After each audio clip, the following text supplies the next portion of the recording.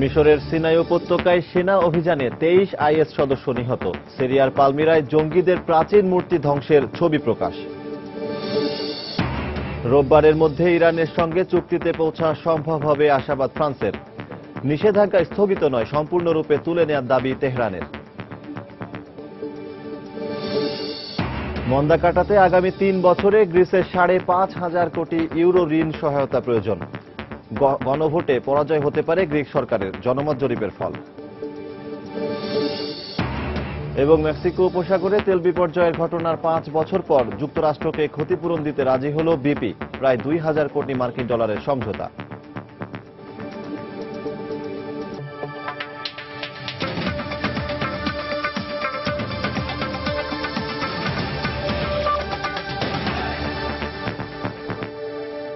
আন্তর্জাতিক সময়ের সঙ্গে আছি আমি সজল দাস। মিশরের সিনাই উপত্যকায় আইএস জঙ্গিদের লক্ষ্য করে চালানো হামলায় 23 জঙ্গি নিহত হয়েছে বলে জানিয়েছে কায়রো। একই দিন ইরাকের ফাল্লুজায় শিয়া মিলিশিয়া বাহিনীর অভিযানে 21 জঙ্গি নিহত হয়েছে বলে দাবি করেছে বাগদাদ। এদিকে সিরিয়ার আলেপ্পোতে আইএসের সঙ্গে সরকারি বাহিনীর লড়াইয়ে 4 জন বেসামরিক নাগরিক নিহত ও 70 জন আহত হয়েছে বলে জানায় Syrian observatory for human rights. এরই মধ্যে প্রত্নতাত্ত্বিক নিদর্শনে ভরপুর সিরিয়ার পালমিরা শহরে প্রাচীন মূর্তি ধ্বংসের ছবি প্রকাশ করেছে জঙ্গি গোষ্ঠী আইএস। বৃহস্পতিবার মিশরের সিনাই উপত্যকা রূপ নেয় কুরুক্ষেত্রে। বুধবারের আইএস জঙ্গি ও সেনাবাহিনীর রক্তক্ষয়ী সংঘর্ষে শতাধিক নিহত হওয়ার একদিন পর ওই অঞ্চলে কয়েক দফা বিমান হামলা চালায় মিশরের সেনাবাহিনী। এই হামলায় অন্তত 23 জঙ্গি নিহত হওয়ার খবর জানিয়েছে তারা। বুধবার সিনাই হামলায় এই জঙ্গিরা অংশ নিয়েছিল বলেও দাবি কায়রোর। বুধবারের হামলা আমাদের সচেতন করেছে যে আমাদের গোয়েন্দা কার্যক্রম ও তথ্যের লেনদেন আরো আধুনিক ও সময়োপযোগী হতে হবে। আমাদের পাল্টা আক্রমণে জঙ্গিদের এই এলাকা থেকে পুরোপুরি উৎখাত করতে পারবো বলেই আমাদের বিশ্বাস। ইরাকেও জোরালোভাবে চলছে আইএস বিরোধী যুদ্ধ। বৃহস্পতিবার রাজধানী বাগদাদের পশ্চিমে ফাল্লুজা শহরে ইরাকি সেনাবাহিনী চালানো রকেট হামলায় 21 জঙ্গি মারা গেছে বলে জানায় বাগদাদ। গত কয়েকদিনে বাগদাদের বিভিন্ন এলাকায় শিয়া মিলিশিয়া ও সেনাবাহিনীর যৌথ অভিযানে অন্তত 130 জঙ্গি নিহত হয়েছে বলেও দাবি তাদের। ইরাকের তেল সমৃদ্ধ শহর বাইজের অধিকাংশ এলাকা জঙ্গি মুক্ত করেছে বলেও দাবি করে এই সম্মিলিত বাহিনী। এটা সত্যি যে এখনো বাইজির কিছু অঞ্চল সহ ইরাকের তেল সমৃদ্ধ অনেক এলাকা জঙ্গিদের দখলে। আগামী কয়েকদিনের মধ্যে এসব এলাকায় নিজেদের নিয়ন্ত্রণ পুনঃপ্রতিষ্ঠা করবই আমরা। বৃহস্পতিবার সিরিয়ার আলেপ্পোতেও আইএস বিরোধী অভিযান চালায় সরকারি বাহিনী। আলেপ্পোর বিভিন্ন জেলায় সরকারি বাহিনীর সঙ্গে জঙ্গিদের তীব্র লড়াই হয়েছে বলে জানায় যুক্তরাজ্য ভিত্তিক সংগঠন Syrian observatory for human rights. এসব ঘটনায় 4 জন বেসামরিক নাগরিক নিহত ও 70 জন আহত হয়েছে বলে জানায় সংগঠনটি। এদিকে সিরিয়ায় মার্কিন নেতৃত্বাধীন জোটের বিমান হামলায় আইএসের শীর্ষ নেতা তারেক বিন আউনি আল হার্জি নিহত হয়েছে বলে নিশ্চিত করেছে পেন্টাগন। এরই মধ্যে প্রত্নতাত্ত্বিক নিদর্শনে ভরপুর সিরিয়ার পালমিরা শহরে প্রাচীন মূর্তি ধ্বংসের ছবি প্রকাশ করেছে জঙ্গি গোষ্ঠী আইএস। ছবিতে দেখা যায় জঙ্গিরা হাতুড়ি দিয়ে 6টি মূর্তি ভাঙছে এবং তাদেরকে ঘিরে আছে উৎসুক জনতা। আইএসের দাবি তারা এই মূর্তিগুলো এক পাচারকারীর কাছ থেকে জব্দ করেছে। শাস্তি স্বরূপ ওই পাচারকারীকে চাবুক মারা হয় বলেও জানায় আইএস। এই অবস্থায় ইরাক ও সিরিয়ায় আইএস বিরোধী লড়াইয়ের বিষয়ে আলোচনার জন্য ব্রিটেন পৌঁছেছেন আবুধাবির যুবরাজ শেখ মোহাম্মদ বিন জায়েদ আল নাহায়ান। দ্বিপক্ষীয় বৈঠকে তিউনিসিয়া হামলায় 30 জন ব্রিটিশ পর্যটক নিহত হওয়ার ঘটনায় প্রধানমন্ত্রী ডেভিড ক্যামেরনকে সমবেদনা জানান যুবরাজ শেখ মোহাম্মদ। সানজিদা ইসলাম, সময় সংবাদ। তিউনিসিয়ার সুস সৈকতে বিদেশি পর্যটকদের ওপর সাম্প্রতিক হামলার ঘটনায় দেশটির সার্বিক নিরাপত্তা ব্যবস্থা জোরদার করেছে সরকার। এই পদক্ষেপের কারণে গত কয়েকদিনে দেশটিতে পর্যটকদের আনাগোনা বাড়লেও সৈকতের নিরাপত্তা কর্মীদের অস্ত্র হাতে টহল দেওয়ার বিষয়ে প্রশ্ন তোলেন অনেকেই। এদিকে সুস সৈকতে নিহত 30 ব্রিটিশ পর্যটকের মধ্যে আরও 9 জনের লাশ বৃহস্পতিবার নিজ দেশে ফিরিয়ে নেওয়া হয়েছে।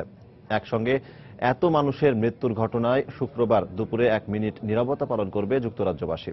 এতে যোগ দেবেন রানী এলিজাবেথ, প্রধানমন্ত্রী ডেভিড ক্যামেরন সহ দেশটির সশস্ত্র বাহিনীর কর্মকর্তারা। বৃহস্পতিবার বিকেল হতে তিউনিসিয়া রাজধানী তিউনিসের এই খোলা প্রাঙ্গণে জড়ো হতে শুরু করেন বিভিন্ন দেশ, জাতি, ধর্ম, বর্ণের শত শত মানুষ। সম্প্রতি বার্দো জাদুঘরে ও সুস সৈকতে ভয়াবহ সন্ত্রাসী হামলার ঘটনায় শোক ও একাত্মতা প্রকাশ করতে এখানে এক জমকালো ইফতার পার্টির আয়োজন করে দেশটির পর্যটন ব্যবসায়ীরা। সুস সৈকতে শুধু খ্রিস্টানদের উদ্দেশ্য করে নয়, বরং দেশে অরাজকতা সৃষ্টি করতেই সন্ত্রাসী হামলা চালানো হয়েছিল। তিউনিসীয়দের মধ্যে কোনো ধর্মীয় ভেদাভেদ নেই, যে কোনো পরিস্থিতি আমরা একসঙ্গে সামাল দিই। ভয়াবহ হামলার এক সপ্তাহ পেরিয়ে গেলেও সুস সৈকতে আসা পর্যটকদের মনের ক্ষত এখনো শুকায়নি। নিহতের আত্মার শান্তি কামনায় সৈকতে ফুল দিয়ে শ্রদ্ধা জানাতে আসেন অনেকেই। এরই মধ্যে দেশটির পর্যটন শিল্পে প্রাণ ফিরিয়ে আনতে পর্যটন এলাকা সহ দেশব্যাপী নিরাপত্তা বাড়াতে বিশেষ পরিকল্পনা হাতে নিয়েছে সরকার। সুস উপকূলে সেনাবাহিনী ও পুলিশের অন্তত কয়েকশো সদস্যকে মোতায়েন রাখার পাশাপাশি শহরের গুরুত্বপূর্ণ কেন্দ্রে বসানো হয়েছে নিরাপত্তা চৌকি। পর্যটকরা আগের চাইতে নিরাপদ বোধ করলেও অনেকেই সৈকতে নিরাপত্তা কর্মীদের অস্ত্র হাতে টহল দেওয়ার বিষয়ে প্রশ্ন তোলেন। সৈকতে অস্ত্র হাতে মানুষের চলাফেরা নিরাপত্তা রক্ষার কোনো সঠিক উপায় হতে পারে না। এভাবে পর্যটকদের আতঙ্কিত না করে গোপন অভিযান পরিচালনা করাটাই স্বস্তিদায়ক। এদিকে সুস সৈকতে ওই রক্তক্ষয়ী হামলায় নিহত 38 জনের মধ্যে 30 জনই ব্রিটিশ নাগরিক বলে নিশ্চিত করেছে যুক্তরাষ্ট্র প্রশাসন। তাদের মধ্যে 9 জনের মরদেহ বৃহস্পতিবার একটি সেনা বিমানে করে অক্সফোর্ডশায়ারের ব্রিজ নর্টন বিমানবন্দরে নিয়ে যাওয়া হয়। আমরা নিহত ব্রিটিশ নাগরিকদের মরদেহের প্রতি যথাযথ সম্মান প্রদর্শনের মাধ্যমে দেশে আনার ব্যবস্থা করেছি। 30 জনের মরদেহ শনিবারের মধ্যে দেশে ফিরিয়ে আনা হবে। অন্যদিকে হামলার এক সপ্তাহ পূর্তি উপলক্ষে শুক্রবার দুপুরে 1 মিনিট নীরবতা পালন করবে রানী এলিজাবেথ, প্রধানমন্ত্রী ডেভিড ক্যামেরন সহ যুক্তরাজ্যবাসী। এদিন গুরুত্বপূর্ণ সরকারি ভবন, দূতাবাস ও রাজপ্রাসাদে জাতীয় পতাকা অর্ধনমিত রাখার পাশাপাশি জুমা নামাজে করা হবে বিশেষ মোনাজাত। সানজানা চৌধুরী, সময় সংবাদ। ইয়েমেনের রাজধানী সানায় হাউথি বিদ্রোহীদের লক্ষ্য করে সৌদি নেতৃত্বাধীন জোটের বিমান হামলায় অন্তত 8 জন নিহত হয়েছেন। আহত হয়েছেন অন্তত 10 জন। বৃহস্পতিবার সানা ছাড়াও উত্তরাঞ্চলীয় সাদা প্রদেশেও 35 দফা বিমান হামলা চালিয়েছে সৌদি জোট। ইয়েমেনের সাবেক প্রেসিডেন্ট আলী আব্দুল্লাহ সালের বাসভবন লক্ষ্য করেও গোলা ছোড়ে জোটের বিমান। গণমাধ্যমের খবরে বলা হয়, দেশটির সাবেক সামরিক নেতা আলী আল কাহলানির বাসভবনেও হামলা চালায় তারা। ইয়েমেনে সৌদি জোটের আগ্রাসনের জবাব হিসেবে শুক্রবার জিজানে সৌদি আরবের একটি সামরিক ঘাঁটি লক্ষ্য করে হামলা চালায় শিয়া হাউথিরা। এই ঘটনায় বেশ কয়েকজন নিহত হওয়ার খবর থাকলেও হতাহতের সংখ্যা নিশ্চিত করে জানায়নি গণমাধ্যম।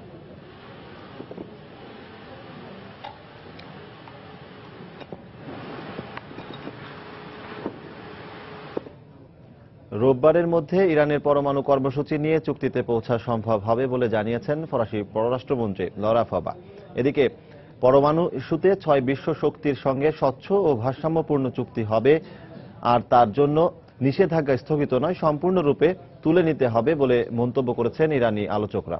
ইরানি প্রেসিডেন্ট হাসান রুহানি মন্তব্য করেছেন, পরমাণু আলোচনায় আন্তর্জাতিক পরমাণু শক্তি সংস্থা IAEA এর কার্যকর ভূমিকা পালন করা উচিত। ইরানের সঙ্গে চুক্তির ক্ষেত্রে অমীমাংসিত ইস্যুগুলোর অন্যতম তেহরানের পরমাণু স্থাপনাগুলোতে আন্তর্জাতিক পরিদর্শকদের প্রবেশাধিকার। এ বিষয়ে আলোচনার জন্য বৃহস্পতিবার ইরান সফর করেন আন্তর্জাতিক পরমাণু শক্তি সংস্থা IAEA এর প্রতিনিধিরা। IAEA এর প্রধান ইউকিও আমানোর সঙ্গে বৈঠক হয় ইরানের প্রেসিডেন্ট হাসান রুহানির। আন্তর্জাতিক পরমাণু শক্তি সংস্থার সঙ্গে ইরানের সহযোগিতা অব্যাহত থাকবে উল্লেখ করে চুক্তি নিয়ে আলোচনায় সংস্থাটিকে আরও কার্যকর ভূমিকা পালন করার আহ্বান জানান ইরানের প্রেসিডেন্ট। এর আগে ভিয়েনায় এক সংবাদ সম্মেলনে ইরানের পররাষ্ট্রমন্ত্রী মোহাম্মদ জাভেদ জারিফ বলেন, পরমাণু চুক্তি স্বচ্ছ ও ভারসাম্যপূর্ণ হতে হবে। পরমাণু নিরস্ত্রীকরণ চুক্তিতে স্বাক্ষরকারী দেশ হিসেবে সম্ভাব্য চুক্তিতে ইরানের জনগণের পরমাণু অধিকার অবশ্যই রক্ষিত হতে হবে। চুক্তি হওয়ার জন্য পুরো পরিস্থিতি এখন নির্ভর করছে পাশ্চাত্যের রাজনৈতিক সদিচ্ছার উপর। এদিকে প্যারিসে এক সংবাদ সম্মেলনে ফরাসি পররাষ্ট্রমন্ত্রী লরা ফাবা এই সপ্তাহের মধ্যেই চুক্তি হবে বলে আশা করেন। আমরা এখন আলোচনার যে পর্যায়ে রয়েছি তাতে করে ইতিবাচক প্রত্যাশা করাই যায়। সবকিছু এমন সফলভাবে এগিয়ে গেলে সময়সীমা শেষ হওয়ার 2-1 দিন আগেই চুক্তি হয়ে যেতে পারে।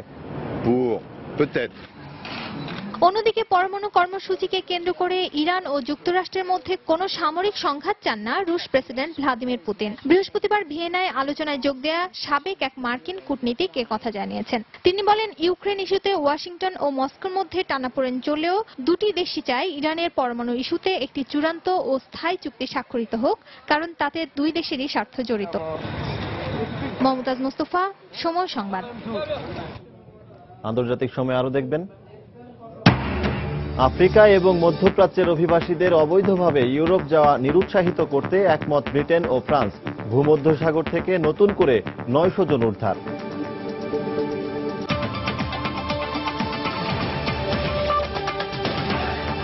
মেগা এবারে বাজারে নিয়ে এসছে মেগা ফ্লোরোস্কেল ডাবল মনিটরিং এর মাধ্যমে আপনার ওজন মনিটরিং সম্ভব। ইসরায়েল ফিলিস্তিন শান্তি আলোচনা আবারও শুরুর বিষয়ে আরব লীগকে উদ্যোগ নেওয়ার আহ্বান জানিয়েছে রাশিয়া। বৃহস্পতিবার মস্কো সফররত ফিলিস্তিনি পররাষ্ট্রমন্ত্রী রিয়াদ আল মালিকির সঙ্গে বৈঠকে মধ্যপ্রাচ্যের মৃতপ্রায় শান্তি প্রক্রিয়া আবারও শুরু করার বিষয়ে জোর দেন রুশ পররাষ্ট্রমন্ত্রী সের্গেই ল্যাভরভ। এর মধ্যেই অধিকৃত পশ্চিম তীরে ইসরায়েলি সেনার গুলিতে এক ফিলিস্তিনি কিশোর নিহত হওয়ার খবর পাওয়া গেছে। শুক্রবার পশ্চিম তীরের রামাল্লায় এক ফিলিস্তিনি কিশোরকে গুলি করে হত্যা করে ইসরায়েলি সেনারা। মোহাম্মদ কসবা নামের 17 বছর বয়সী ওই ফিলিস্তিনি সামরিক বাহিনীর গাড়ি বহরে পাথর ছুড়লে তাকে লক্ষ্য করে গুলি চালানো হয় বলে জানায় বিভিন্ন গণমাধ্যম। এমন ছোটখাটো অপরাধে মানুষ হত্যার পাশাপাশি বহু ফিলিস্তিনিকে বছরের পর বছর আটকে রাখার অভিযোগ আছে ইসরায়েলি বাহিনীর বিরুদ্ধে। শুক্রবার ফিলিস্তিনি কারাবন্দীদের সংগঠন পিপিএস এর বরাত দিয়ে ইরানের প্রেস টিভি জানায়, গত 6 মাসে নারী ও শিশু সহ 550 ফিলিস্তিনিকে বন্দী করেছে ইসরায়েলি বাহিনী। এদের মধ্যে 78 জনের শারীরিক অবস্থা গুরুতর বলে প্রতিবেদনে উল্লেখ করা হয়। এক হিসেব অনুযায়ী বর্তমানে 7,000-এরও বেশি ফিলিস্তিনি ইসরায়েলের বিভিন্ন কারাগার ও বন্দী শিবিরে কারারুদ্ধ জীবনযাপন করছে। এই অবস্থায় আবারও আলোচনায় উঠে এসেছে ইসরায়েল ফিলিস্তিন শান্তি চুক্তির বিষয়টি। যুক্তরাষ্ট্রের উদ্যোগে দুই পক্ষের মধ্যে শুরু হওয়া শান্তি আলোচনা গত বছর গাজায় 50 দিনের যুদ্ধকে কেন্দ্র করে ভেঙে পড়লেও এবার সে বিষয়ে উদ্যোগী হয়ে উঠেছে রাশিয়া। বৃহস্পতিবার মস্কোয় ফিলিস্তিনি পররাষ্ট্রমন্ত্রীর সঙ্গে বৈঠকে মধ্যপ্রাচ্য শান্তি প্রক্রিয়া এগিয়ে নিতে সংশ্লিষ্ট সব পক্ষের সঙ্গে আলোচনার আগ্রহ প্রকাশ করেন রুশ পররাষ্ট্রমন্ত্রী ল্যাভরভ। ইসরায়েল ফিলিস্তিন শান্তি প্রক্রিয়া কিভাবে শুরু করা যায় সে বিষয়ে আমরা আমাদের মতামত তুলে ধরতে চাই। এ বিষয়ে কাতারের উদ্যোগে আমরা সন্তুষ্ট, কিন্তু শুধু কাতার নয়, আরব লীগকে সম্মিলিতভাবে এই উদ্যোগ নিতে হবে। শুধু ফিলিস্তিনের সঙ্গে নয়, সব আরব রাষ্ট্রের সঙ্গে ইসরায়েলের দ্বন্দ্বের অবসানের বিষয়ে চুক্তি হওয়া উচিত। রাশিয়ার এই আহ্বানকে স্বাগত জানালেও ইসরায়েলের অনিচ্ছার কারণে মধ্যপ্রাচ্য শান্তি চুক্তি আজও আলোর মুখ দেখেনি বলে অভিযোগ করেছেন ফিলিস্তিনি পররাষ্ট্রমন্ত্রী রিয়াদ আল মালিকি। ল্যাভরভের কথাগুলো অবশ্যই গুরুত্বপূর্ণ, কিন্তু বর্তমানে ইসরায়েল ফিলিস্তিনের রাজনৈতিক অবস্থা বিবেচনায় দুপক্ষের মধ্যে শান্তি চুক্তি অত্যন্ত কঠিন। তারপরও রাশিয়া যদি ভেঙে পড়া মধ্যপ্রাচ্য শান্তি আলোচনা আবারও শুরুর উদ্যোগ নেয়, তবে আমরা প্রয়োজনীয় সব সহযোগিতা করব।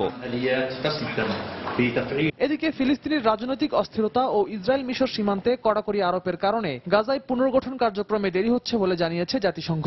এসবের মধ্যেই আগামী সপ্তাহ থেকে গাজাবাসীর জন্য ত্রাণ সরবরাহ ও পুনর্নির্মাণের কাজ শুরু হবে বলে আশা প্রকাশ করেছেন গাজায় জাতিসংঘের ত্রাণ বিষয়ক সংস্থার প্রধান রবার্ট টার্নার। রিয়াদুল ইসলাম, সময় সংবাদ। গ্রিসে অর্থনৈতিক পুনরুদ্ধার বিল নিয়ে গণভোটে জয় পেতে পক্ষ ও বিপক্ষ শিবিরে জোর প্রচারণা চলছে। এরই মধ্যে বিভিন্ন জরিপে দেখা গেছে গণভোটে 47% ভোট পেয়ে জয় পেতে পারে আন্তর্জাতিক দাতা গোষ্ঠী। এদিকে এক প্রতিবেদনে আন্তর্জাতিক মুদ্রা তহবিল জানিয়েছে, দাতাদের শর্ত মেনে চললেও আগামী 3 বছরে গ্রিসের প্রয়োজন পড়বে 5,500 কোটি ইউরো। আর এই বিপুল পরিমাণ অর্থের সিংহভাগ হয়তো দিতে হবে ট্রয়কা হিসেবে পরিচিত ইউরোপীয় কেন্দ্রীয় ব্যাংক, ইউরোপীয় কমিশন এবং আন্তর্জাতিক মুদ্রা তহবিলকে। রাজধানী এথেন্সের পার্লামেন্ট ভবনের সামনে বৃহস্পতিবার কমিউনিস্ট পার্টির ডাকে সাড়া দিয়ে সমবেত হয় প্রায় 5,000 গ্রিক। এ সমাবেশে দলটির নেতারা বলেন, গণভোটে হ্যাঁ এর পক্ষে থাকা দাতা গোষ্ঠী বা না এর পক্ষে প্রচারণা চালানো গ্রিক সরকার যে পক্ষই জয়ী হোক না কেন, তাতে গ্রিকদের দুর্দশার অবসান ঘটবে না। তবে কমিউনিস্টদের সমালোচনা কানে না তুলে নিজেদের পক্ষে রায় পেতে এথেন্সে পাল্টাপাল্টি সমাবেশে মেতে উঠেছে হ্যাঁ ও না পক্ষের প্রচারণাকারীরা। এদিকে গ্রিক সরকারের জন্য উদ্বেগের কারণ হয়ে দাঁড়িয়েছে বিভিন্ন জনমত জরিপের পূর্বাভাস। গত কয়েকদিন না ভোটের পক্ষে জনমত এগিয়ে থাকলেও eurotoday.gr এর জরিপে দেখা যায় 47% হ্যার পক্ষে ও নার পক্ষে ভোট দিতে পারেন 43% গ্রিক। একই চিত্র উঠে এসেছে সংবাদ সংস্থা রয়টার্স ও ফরাসি ব্যাংক বিএনপি পারিবাসের জরিপেও। তবে গবেষণা প্রতিষ্ঠান অ্যালকোর জরিপে হ্যাঁ এগিয়ে থাকলেও নার সঙ্গে ব্যবধান মাত্র 1% কিছু বেশি। দাতাদের সঙ্গে সমঝোতা না হওয়ায় রোববার থেকে ব্যাংক বন্ধ রেখেছে গ্রিক সরকার। এটিএম বুথ থেকে দিনে মাত্র 60 ইউরো বেশি তুলতে পারছে না গ্রিকরা। তবে গণভোটে নিজেদের পক্ষে রায় পেলে এই অবস্থার দ্রুত সমাধান আসবে বলে আশাবাদী গ্রিক প্রধানমন্ত্রী। যদি হ্যাঁ ভোটের পক্ষে রায় যায় তাহলে চুক্তির উপর নির্ভর করছে ব্যাংক খোলার বিষয়টি। তবে ভয়ে হোক বা চাপেই হোক কিংবা গ্রিকদের পছন্দের ফলেই হোক, আমরা তাদের রায়ের প্রতি শ্রদ্ধা দেখাবো। আর যদি না জয় পায় তাহলে গণভোটের পরদিনই আমি ব্রাসেলসে গিয়ে চুক্তি করব। এই দোলাচলের মধ্যে আন্তর্জাতিক মুদ্রা তহবিল বা আইএমএফ গ্রিস নিয়ে প্রতিবেদন প্রকাশ করে। গ্রিস নিয়ে মূল্যায়নপত্রে আইএমএফ বলে আগামী 3 বছরে গ্রিসের প্রায় 5,500 কোটি ইউরো ঋণ প্রয়োজন হবে। এতে বলা হয় গ্রিস শর্ত মেনে চললেও দেশটিকে 4,000 কোটি ইউরো দিতে হবে ত্রয়িকা হিসেবে পরিচিত আন্তর্জাতিক মুদ্রা তহবিল, ইউরোপীয় ইউনিয়ন ও ইউরোপীয় কেন্দ্রীয় ব্যাংকে। শরীফুল ইসলাম, সময় সংবাদ। প্রায় 1000 কর্মী ছাঁটাইয়ের সিদ্ধান্ত নিয়েছে ব্রিটেন ভিত্তিক সংবাদ মাধ্যম বিবিসি। ব্রিটেনে লাইসেন্স ফি ঘাটতির কারণে এই সিদ্ধান্ত নেওয়া হয়েছে বলে জানায় সংবাদ মাধ্যমটি। টেলিভিশন লাইসেন্স থেকে বিবিসি বর্তমানে যে পরিমাণ অর্থ আয় করে তাতে 15 কোটি পাউন্ড ঘাটতির মুখে পড়ার আশঙ্কা করছে সংস্থাটি। কারণ হিসেবে বাড়িতে টেলিভিশন রাখা কমে যাওয়াকে উল্লেখ করা হচ্ছে। তথ্য এবং বিনোদনের জন্য মানুষ এখন অনলাইন এবং মোবাইলের ওপর বেশি নির্ভরশীল হয় টেলিভিশনের সংখ্যা হ্রাস পাচ্ছে। বিবিসির মহাপরিচালক টনি হল জানান, এই জনবল কমানোর মাধ্যমে বিবিসি বছরে 5 কোটি পাউন্ড সাশ্রয় করতে পারবে। 2010 সালে মেক্সিকো উপসাগরে তেল ছড়িয়ে পড়ে পরিবেশের ক্ষতি এবং মানুষের প্রাণহানির ঘটনায় যুক্তরাষ্ট্রকে 1870 কোটি মার্কিন ডলার ক্ষতিপূরণ দিচ্ছে বহুজাতিক তেল ও গ্যাস কোম্পানি বিপি। প্রায় 5 বছর দর কষাকষির পর ক্ষতিপূরণ নিয়ে মার্কিন বিচার বিভাগের সঙ্গে সমঝোতায় পৌঁছেছে যুক্তরাজ্য ভিত্তিক প্রতিষ্ঠানটি। 2010 সালে মেক্সিকো সাগরে বিপির লাইসেন্সধারী ট্রান্স ওশানের তেল উত্তোলন ক্ষেত্রে বিস্ফোরণ ঘটে। এতে সাগরে 12 কোটি 50 লাখের বেশি তেল ছড়িয়ে পড়ে। বিস্ফোরণে তেল উত্তোলন কাজে নিয়োজিত 11 কর্মী নিহত ও 17 জন গুরুতর আহত হয়। যুক্তরাষ্ট্রের ইতিহাসে সবচেয়ে ভয়াবহ তেল ছড়িয়ে পড়ার এই ঘটনায় ব্যাপকভাবে ক্ষতি হয় পরিবেশের। দেশটির জাতীয় জীববৈচিত্র্য সংস্থার তথ্য মতে সাগরে তেল ছড়িয়ে পড়ায় 6 মাস পরও 8,000-এর বেশি পাখি, সামুদ্রিক কচ্ছপ ও সামুদ্রিক স্তন্যপায়ী প্রাণী মারা যায়। বিপির দেয়া ক্ষতিপূরণের অর্থ পাবে আলাবামা, ফ্লোরিডা, লুইজিয়ানা, মিসিসিপি ও টেক্সাস অঙ্গরাজ্য সরকার। সমঝোতা হওয়ায় সন্তোষ প্রকাশ করেছে সংশ্লিষ্ট অঙ্গরাজ্যের সরকারগুলো।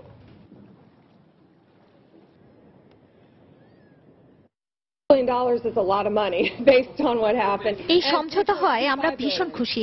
আমরা কয়েক বছর ধরে মামলা মোকদ্দমা চালাচ্ছিলাম। মামলায় এক পক্ষ জয়ী হলে আরেক পক্ষ আবেদন করত। এভাবে কেবল সময় ক্ষেপণ হতো, কিন্তু কেউ লাভবান হতো না।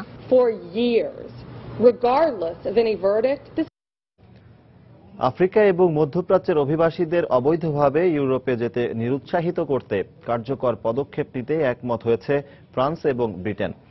ফ্রান্সের বন্দরনগরী ক্যালেইতে আশ্রয় নেয়া বহু আফ্রিকান অভিবাসী কন্টেইনারবাহী লরিতে করে ইংলিশ চ্যানেল পাড়ি দিয়ে ইউরোপ যাওয়ার চেষ্টা করায় বিষয়টি নিয়ে উদ্বেগ প্রকাশ করেন তারা। এদিকে অবৈধভাবে ইউরোপ যাওয়ার সময় মঙ্গলবার ভূমধ্যসাগর থেকে নতুন করে আরও 900 অভিবাসীকে উদ্ধার করেছে ইতালীয় কোস্টগার্ড। ফ্রান্সের ক্যালেই বন্দরের ফেরি শ্রমিকদের ধর্মঘটকে কেন্দ্র করে আশপাশের রাস্তায় তৈরি হয়েছে কন্টেইনারবাহী লরির জট। আর এই যানজটের সুযোগ নিয়ে কন্টেইনারে করে ইউরোপ যাওয়ার চেষ্টা করছেন ক্যালেই শহরে আশ্রয় নেয়া আফ্রিকার অবৈধ অভিবাসীরা। এভাবে পালাতে গিয়ে লরি থেকে পড়ে কিংবা লাফ দিতে গিয়ে গুরুতর আহত হচ্ছেন অনেকেই। তবু থেমে নেই এমন অবৈধ পন্থায় ইউরোপ যাওয়ার চেষ্টা। এখানে প্রতিদিনই কেউ না কেউ আসছেন। কেউ ট্রাকে উঠতে গিয়ে ব্যথা পেয়েছেন, কেউ বা আবার ট্রাক থেকে লাফিয়ে পড়ে হাড় ভেঙে ফেলেছেন। তারপর প্রতিদিনই তারা এভাবে ইউরোপে যাওয়ার চেষ্টা করছেন। একদিন ব্যর্থ হলে পরের দিন আবার চেষ্টা করছেন, এই আশায় যে একদিন হয়তো ঠিক তারা ইংল্যান্ডে পৌঁছাতে পারবে।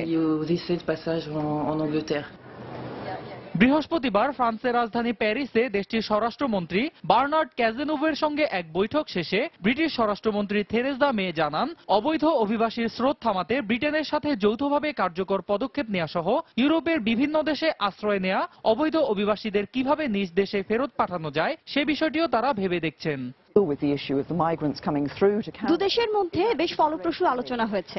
অবৈধ অভিবাসন সমস্যা নিয়ে আলোচনা হলেও আমরা মূলত ফ্রান্সের ক্যালি শহরে আশ্রয় নেওয়া অবৈধ অভিবাসীদের বিষয়টি নিয়ে কথা বলেছি। তারা যেভাবে কন্টেইনারে করে ইংলিশ চ্যানেল পাড়ি দিয়ে ইউরোপ যাওয়ার চেষ্টা করছেন সেটি খুবই বিপজ্জনক। সমস্যা সমাধানে বন্দরের নিরাপত্তা বাড়ানো এবং অবৈধ পথে অভিবাসীদের ইউরোপ যেতে নিরুৎসাহিত করা সহ আরো বেশ কিছু বিষয়ে সিদ্ধান্ত নিয়েছি আমরা। এত প্রচেষ্টা আর পদক্ষেপের পরও থেমে নেই সাগরপথে অবৈধভাবে ইউরোপে পাড়ি জমানো মানুষের স্রোত। মঙ্গলবারও আফ্রিকা থেকে ইউরোপ যাওয়ার সময় ভূমধ্যসাগর থেকে নতুন করে আরো 900 অবৈধ অভিবাসীকে বেশ কয়েকটি নৌকা সহ উদ্ধার করেছে ইতালির কোস্টগার্ড। অন্যয় কর্মকার, সময় সংবাদ। যুদ্ধ, দারিদ্র্য আর নির্যাতন থেকে বাঁচতে চলতি বছরের প্রথম 6 মাসে ভূমধ্যসাগর পাড়ি দেয়া 1,37,000 অভিবাসী শরণার্থী সংকটকে আরও তীব্র করেছে বলে এক প্রতিবেদন প্রকাশ করেছে জাতিসংঘের শরণার্থী বিষয়ক সংস্থা UNHCR।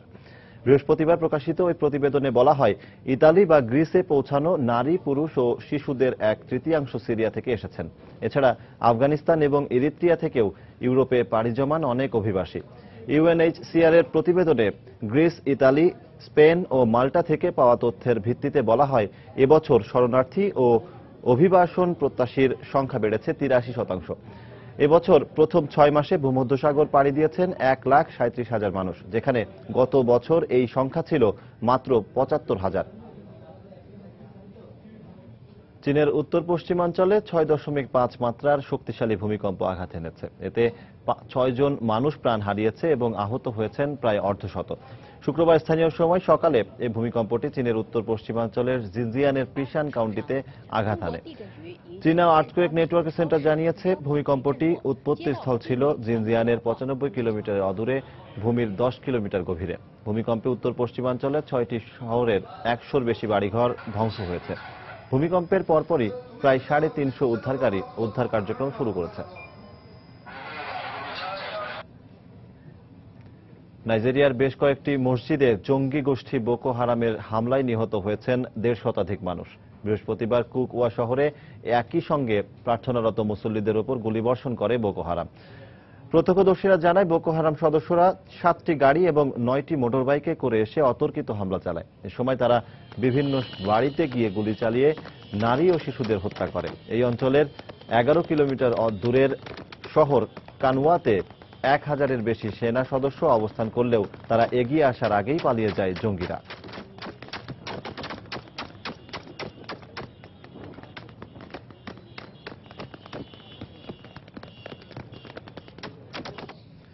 পবিত্র রমজান মাসে ব্রিটেন প্রবাসীরা দীর্ঘ 19 ঘন্টা রোজা রাখার পর ইফতার করছেন।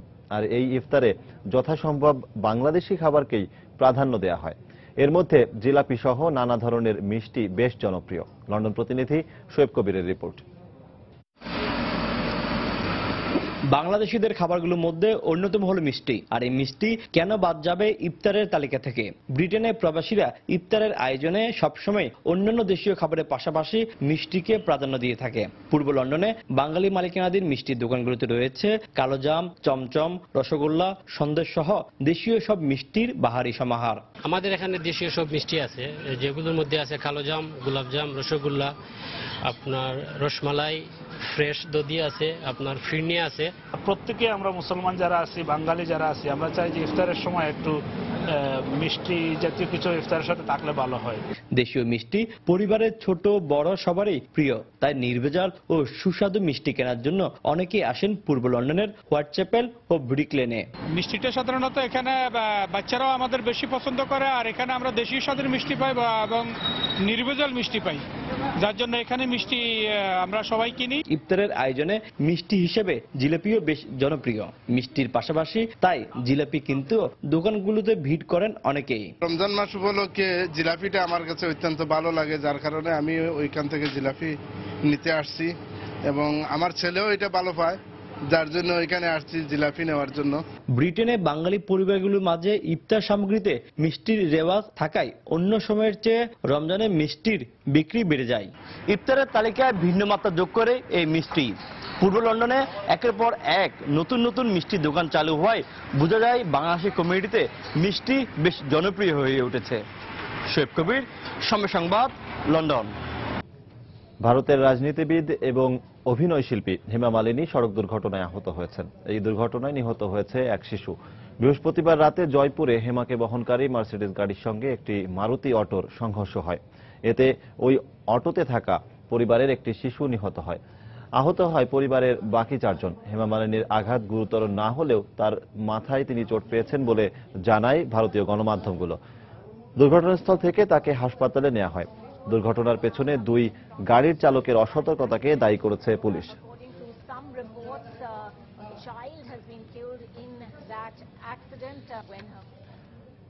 যুক্তরাষ্ট্রের টেনেসিতে দাহ্য এবং বিষাক্ত গ্যাস পরিবহনকারী একটি ট্রেন লাইনচ্যুত হয়ে ভয়াবহ অগ্নিকাণ্ড হয়েছে। এতে 5000-এরও বেশি মানুষকে ওই এলাকা থেকে সরিয়ে নেওয়া হয়েছে। বৃহস্পতিবার ওহাইও থেকে জর্জিয়া যাওয়ার পথে বিষাক্ত গ্যাস বহনকারী 57 বগির ট্রেনটি লাইনচ্যুত হয় এবং আগুন ধরে যায়। এতে কেউ আহত না হলেও উদ্ধার কাজ চালানোর সময় বিষাক্ত গ্যাসের কারণে অসুস্থ হয়ে পড়েন 5 পুলিশ কর্মকর্তা। তাদেরকে হাসপাতালে নেওয়া হয়েছে। বিষাক্ত গ্যাস চারপাশে ছড়িয়ে পড়লে ওই এলাকার বাসিন্দাদের সরিয়ে নেওয়া হয়। দুর্ঘটনার কারণ অনুসন্ধান করা হচ্ছে।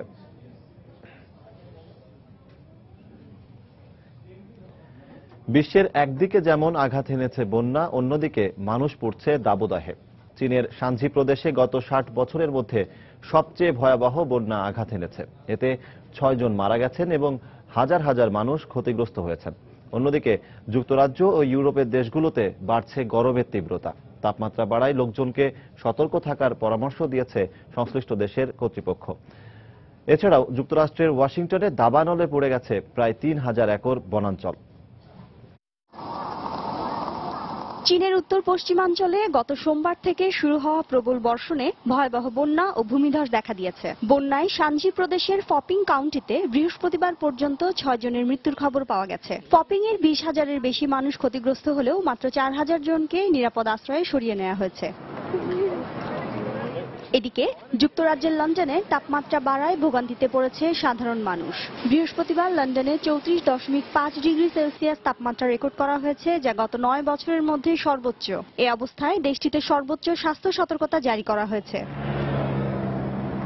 ইউরোপের দেশগুলোতে বাড়ছে গরমের তীব্রতা। এই অবস্থায় স্থানীয় লোকজন এবং পর্যটকদের বেশি করে পানি পান করা ছাড়াও ছায়ায় থাকার পরামর্শ দিয়েছে প্যারিসের তথ্য বিভাগ।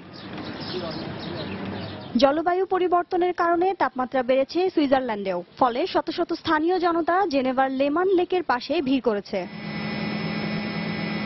এদিকে যুক্তরাষ্ট্রের রাজধানী ওয়াশিংটনের কাসকেডস এলাকায় গত রোববার থেকে শুরু হওয়া দাবানলে এর আশপাশের কমপক্ষে 23টি ঘরবাড়ি ও 3টি বাণিজ্যিক ভবন পুড়ে গেছে। শিরিন আক্তার, সময় সংবাদ। আন্তর্জাতিক সময়ের এ পর্যায়ে শীর্ষ সংবাদগুলো জানিয়ে দিচ্ছি আরেকবার। মিশরের সিনাই উপত্যকায় সেনা অভিযানে 23 আইএস সদস্য নিহত। সিরিয়ার পালমিরায় জঙ্গিদের প্রাচীন মূর্তি ধ্বংসের ছবি প্রকাশ। রোববারের মধ্যে ইরানের সঙ্গে চুক্তিতে পৌঁছা সম্ভব হবে আশাবাদ ফ্রান্সের। নিষেধাজ্ঞা স্থগিত নয়, সম্পূর্ণরূপে তুলে নেয়ার দাবি তেহরানের। মন্দা কাটাতে আগামী 3 বছরে গ্রিসের 5,500 কোটি ইউরো ঋণ সহায়তা প্রয়োজন। গণভোটে পরাজয় হতে পারে গ্রিক সরকারের, জনমত জরিপের ফল। এবং মেক্সিকো উপসাগরে তেল বিপর্যয়ের ঘটনার 5 বছর পর যুক্তরাষ্ট্রকে ক্ষতিপূরণ দিতে রাজি হল বিপি। প্রায় 2000 কোটি মার্কিন ডলারের সমঝোতা।